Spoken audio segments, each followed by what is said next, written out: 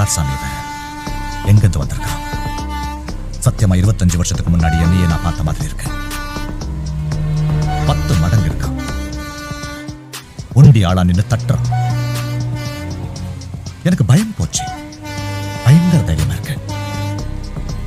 என் முன்னாடி இருக்கிற எல்லா பகையும் எதிர்ப்பும் சர்வசாதாரணமா தெரியுது எனக்கு.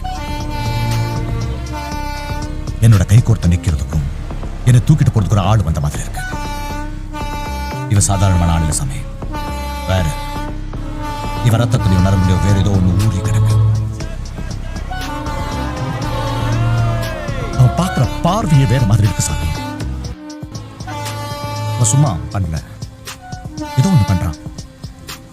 வேற ஏதோ ஒண்ணு பண்றான். என்னச்சுன்னா என்ன பேசுற? நான் வேற இல்லை.